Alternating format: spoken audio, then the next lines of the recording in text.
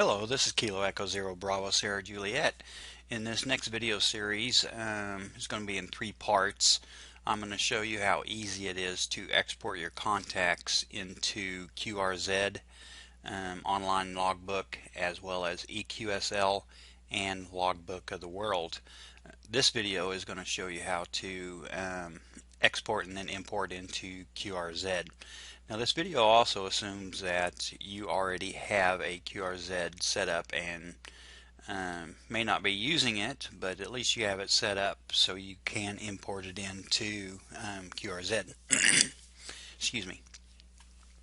Alright, what first thing we're going to do is come up here to File, and then we're going to export, or go down here to ADIF Export.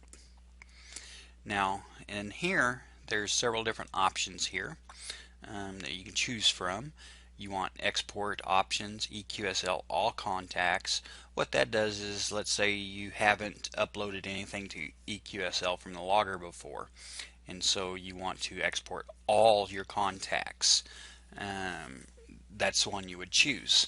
The EQSL recent contacts is the same thing, except if you once you start exporting your contacts, then it will mark it as sent to EQSL, and so then every time you do it, then it'll only export the ones that has not been sent yet. And the same thing with logbook of the world, all contacts, logbook of the world, recent contacts, and the same with other, and all contacts, and then other recent. Now you can use one export to do all of them, one export file to do EQSL, QRZ, and logbook of the world, but there is three different fields in a contact that has separate dates, so you can keep track of it, and I'll show you that right now. So I'm just going to pick one of the contacts here, and if you click on the QSL verification tab, this is where I'm talking about. Date sent to logbook of the world, date sent to EQSL, and date sent to other. So then that way you know that they have been exported into your other programs that you do use. And how that field is changed is if you come in here and you go back to ADF export, if you mark it here, put a check mark there, then that as soon as it's exported, then that will put that date, today's date, into that field.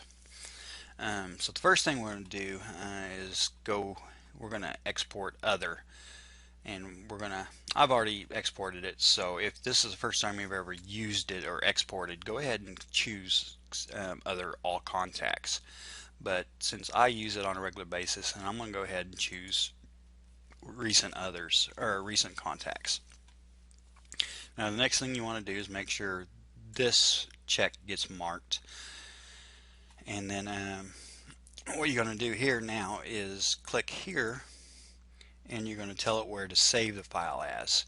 I am going to save it to a certain folder that I already have set up. You can save it to wherever you want to, but I already have a folder set up where I'm going to take it to, and it is right there. Then you can also put a name here. Actually, it's there. You can also type a name here. What I do is, since I'm uploading to exporting other, I have a file called other, so I will choose it, and then I'll choose save.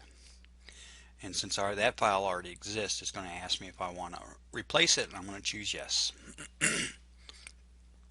Now then, down here on this bottom screen, it shows your progress, mappings, and stuff like that. Now I usually just go in here and I choose all of them. I just choose all of them, make sure all those are check marked.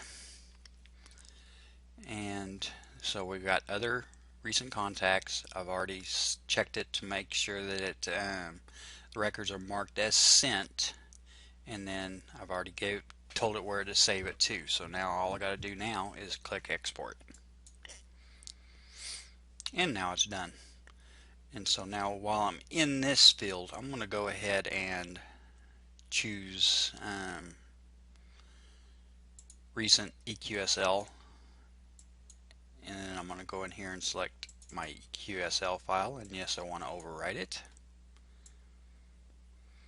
And then I'm going to go ahead and do this. Since it's all set up here, might as well just go ahead and do them all at once. And then I'm going to go down here and do that. Now I'm going to close this screen, and now you need to open